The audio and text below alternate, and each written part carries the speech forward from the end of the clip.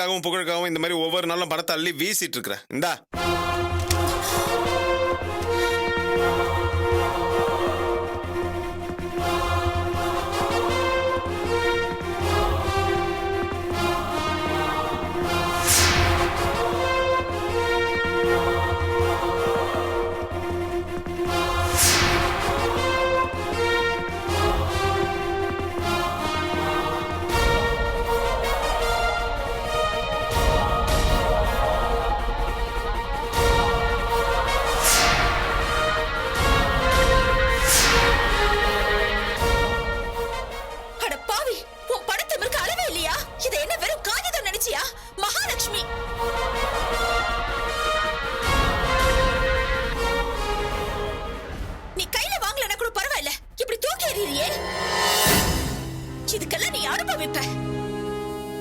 என் வீட்டு வாசலுக்கு வந்து நின்னுக்கிட்டு எனக்கே சாபம் விடுறியா?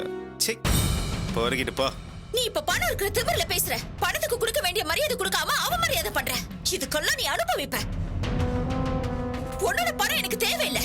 இத நான் கோயில் ஒண்டில போட்டுறேன்.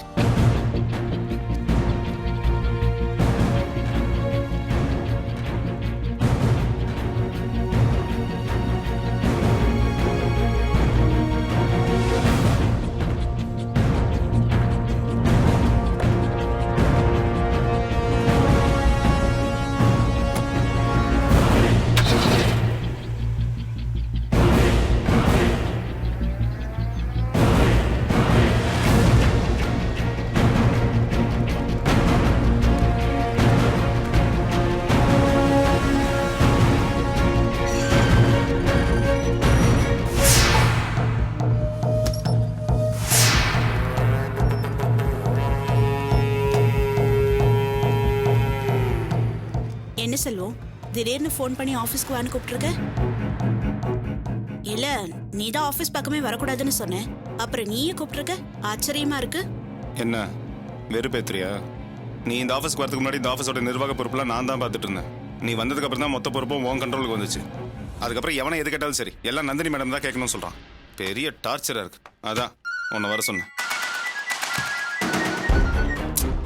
பார், இதுக்கு மேல இந்த கம்பெனில நீயும் மற்ற ஸ்டாஃப் மாதிரி தான். ஒரு மேனேஜர் ஒரு ஜேஎம்டிக்கு என்ன தெரியணுமோ, எவ்வளவு கண்ட்ரோல் இருக்கணுமோ அவ்வளவுதான் உன் கண்ட்ரோல், அவ்வளவுதான் உன் லிமிட். புரிஞ்சுதா?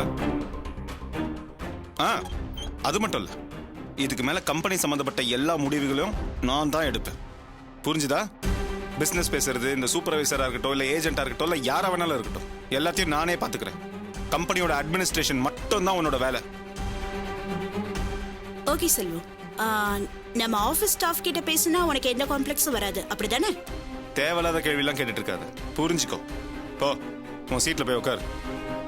ஓகே, எது வரைக்கும் போகுதோ அது வரைக்கும் போகட்டும்.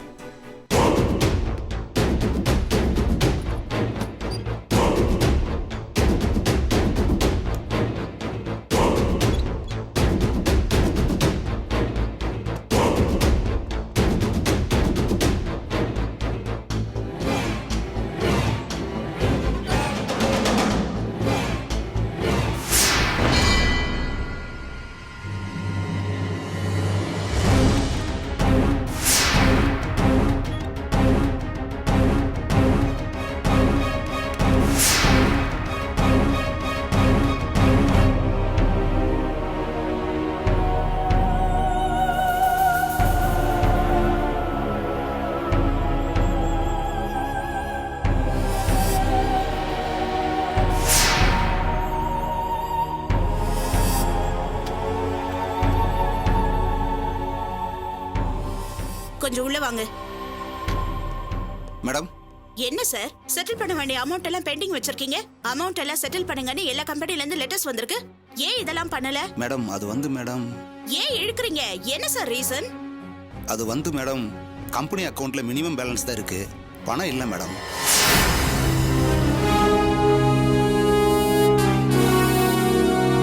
வாட்? பணம் இல்லையா? நான் கம்பெனி விட்டு ரிலீவ் ஆகும்போது கூட பேலன்ஸ் லாக்ஸ் கணக்குல இருந்ததே. அது மட்டும் இல்லாம அவுட்ஸ்டாண்டிங் அமௌண்ட்டே நிறைய இருந்ததே சார். எல்லாம் கலெக்ட் பண்ணிட்டீங்களா இல்லையா? அது வந்து மேடம், அது என்ன சார், என்ன இழுக்குறீங்க? என்ன ஆச்சு? இல்ல மேடம், அது வந்து சரி, எதுவா இருந்தாலும் தயங்காம சொல்லுங்க. அது வந்து மேடம், சார் அக்கௌண்ட்ல இருந்த பணம் மட்டும் இல்லாம கலெக்ஷனான பணம் முதற்கொண்டு பேங்க்ல இருந்து வித்ட்ரா பண்ணிட்டார் மேடம். அது மட்டும் இல்லாம கம்பெனியோட ப்ராப்பர்ட்டி டாக்குமெண்ட்ஸ் எல்லாத்தையும் பிளட்ஜ் பண்ணி பணம் வாங்கியிருக்காரு மேடம். பிளட்ஜ் பண்ணி பணம் வாங்கியிருக்காரா? ஆமா மேடம், எல்லா பணத்தையும் ஒட்டுமொத்தமா ரெடி பண்ணி சார் எங்கேயே எடுத்துட்டு போனார் மேடம். எங்க போனாரு என்ன பண்ணாருன்னு எனக்கு தெரியாது மேடம். ஓகே, நீங்க போங்க. சரிங்க மேடம்.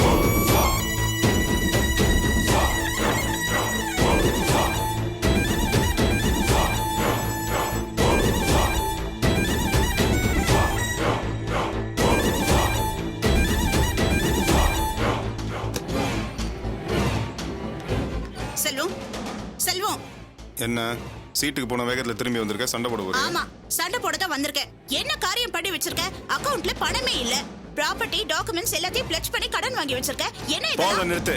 இப்பதானே சொன்னேன், அட்மினிஸ்ட்ரேஷன் மட்டும் தான் உன்னோட வேலை. கம்பெனி பத்தி மத்த கேள்வி எல்லாம் நீ என்ன கேட்க கூடாது. எல்லாம் எங்களுக்கு தெரியும். உன் லிமிட்டோட வேறு, புரிஞ்சுதா?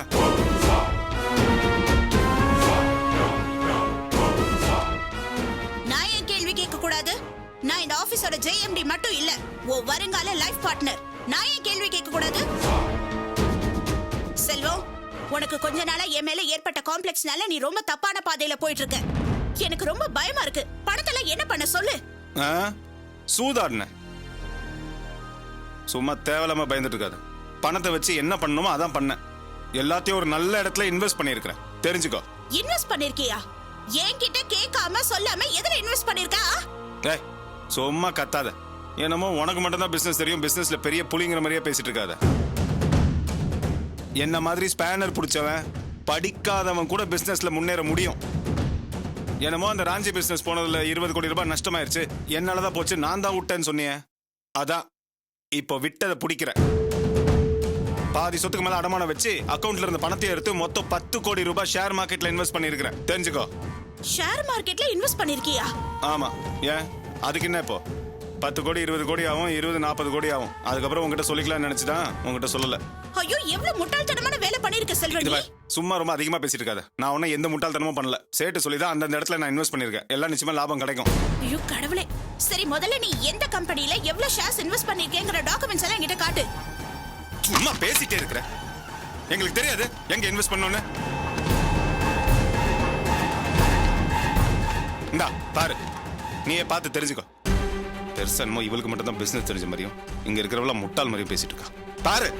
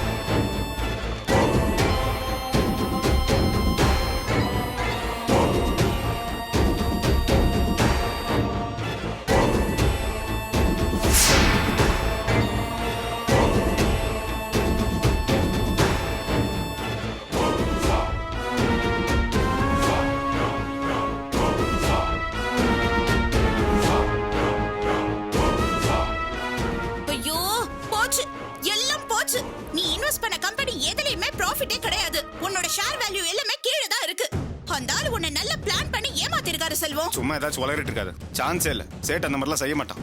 ஐயோ, இப்ப என்ன பண்றது? கஷ்டப்பட்டு ஏர்ன் பண்ண பணம் எல்லாமே வீணா போச்சு. போ, சேட்டோட சட்டையை பிடிச்சு கேளு. பணத்துக்கு என்ன பதில்ல போய் கேளு. போறேன். ஆனா நீ சொல்றது மட்டும் உண்மை இல்லைன்னு தெரிஞ்சது உன்னை வந்து வச்சுக்க.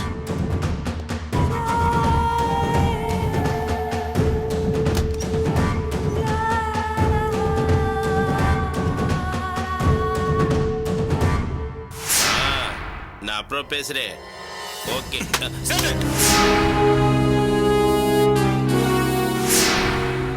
பாவி, என் சொத்துல பாதிக்கு மேல அடமானம் வச்சு உன்கிட்ட பணத்தை கொண்டு வந்து கொடுத்தா அந்த பணத்தை நீ இன்வெஸ்ட் பண்ண ஷேர்ஸ் எல்லாமே லாஸ் ஆயிருச்சாமே. இதுக்கு மேல நான் என்ன பண்ணுவேன்? உன் லோக்கல் புத்தியை காட்டிட்டல. பிளாட்ஃபார்ம்ல இருந்து வந்தவன் தானே நீ. அடிப்படை புத்தியை மாத்த முடியுமா? கொஞ்சம் கூட மேனேஜ் இல்லாம நடந்துக்கிறேன். போதும் நிறுத்துறா. மானச பத்தி நீ என்கிட்ட பேசுறியா? என் பணத்தை கொண்டு வந்து உன்கிட்ட கொடுத்ததுக்கு நீ என்ன சொன்ன? அதை டபுள் ஆக்கி காட்டுறேன்னு சொன்னல. இப்ப அந்த பணம் மொத்தம் 10 கோடி காணாம போயிருச்சு. நீ இன்வெஸ்ட் பண்ண ஷேர்ஸ் எல்லாமே டவுன் ஆகி எல்லாமே அதல பாதாளத்துல இருக்கு. இப்ப அந்த பணத்துக்கு என்ன பதில் சொல்ல போற?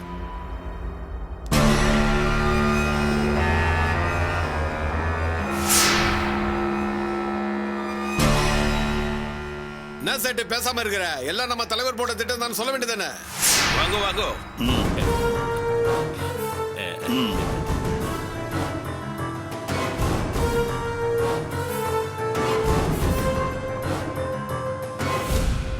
சேட்டு இவங்களோட உனக்கு எல்லாம் நாங்க போட்ட நாடகம்னு உனக்கு இன்னமா புரியல?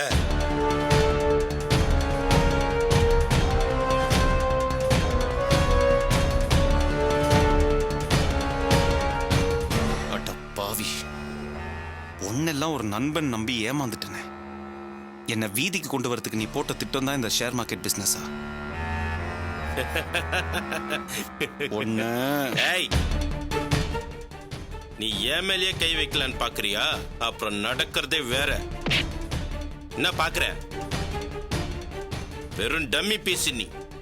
அன்னைக்கு நீ அடிச்சதை வாங்கிட்டு வந்துட்டேன்னு மறுபடியும் என் மேல கை வைக்கலான்னு பாக்குறியா? என் பல என்னன்னு பாக்குறியா? டேய்,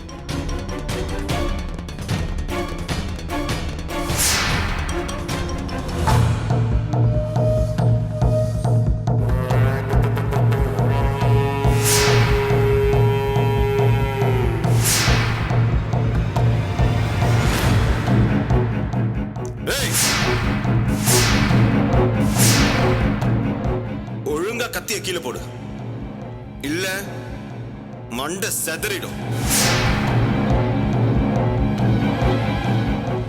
என்ன மிரட்டுறியா? என்ன பொம்மை துப்பாக்கி நினைச்சியா? போலீஸ் லைசன்ஸோட வாங்கணும்.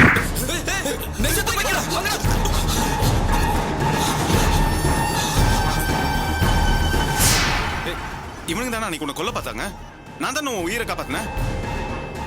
அதான் சொன்னாங்கல்ல எல்லாம் நாடகம்னு.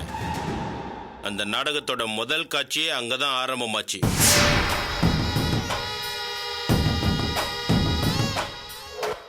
சேட்டு, ஒரு சாதாரண ஆளா இருந்த உன்னை பெரிய பிசினஸ்மேன் ஆக்கி யூனியன் தலைவரா கொண்டு வந்தது நான்.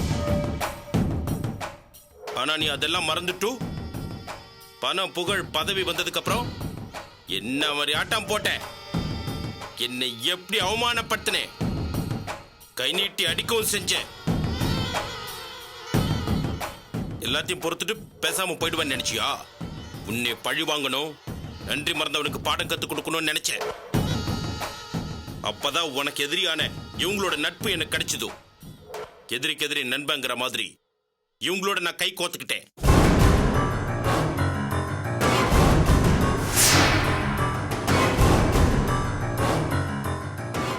நான் நினைச்சா அவனை உயரத்துக்கு கொண்டு போக முடியும், அதுல பாதாளத்திலையும் தள்ள முடியும். கண்ணு முன்னாடியே 10 கோடி காணாம போச்சு பாத்தியா? வாங்கின பணத்துக்கு வட்டி கட்ட முடியாம, மீதி இருக்கிற பிசினஸையும் நடத்த முடியாம நஷ்டப்பட்டு நீ தெருவுல தான் நிக்க போற. நம்பிக்கை துரோகி, உன்னை கொல்லாம விடமாட்டேன். கையறா.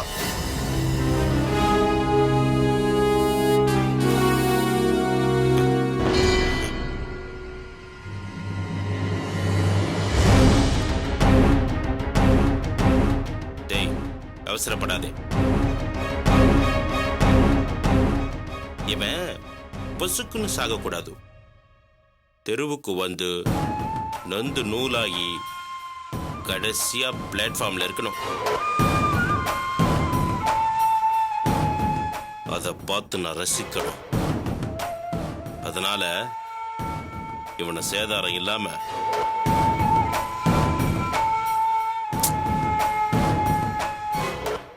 வெளியே அனுப்பு. யார்கிட்ட பகச்சுக்கிறேன்னு தெரியாம பதவி உன்கிட்ட இருக்குன்னு ஓவரா ஆடினல்ல, அதுக்குத்தான் இந்த தண்டனை. கிளம்பு.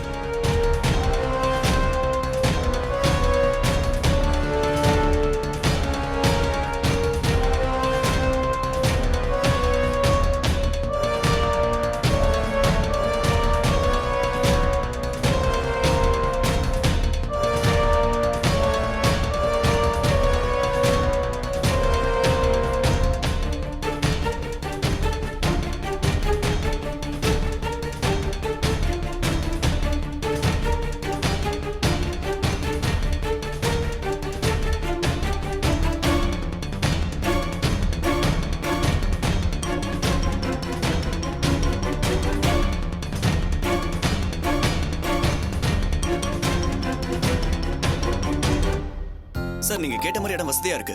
Party 4C ஒத்துப்பாங்க. இல்ல சார் 3Cலாம் ஒத்துக்க மாட்டாங்க. வேணும்னா 10-15 குறைச்சு கேட்கலாம்.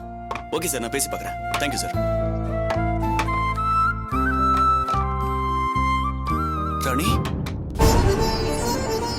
ராணி, என்னம்மா இந்த குளத்துல இருக்க? அம்மா உன்கிட்ட எதுவுமே சொல்லலையா?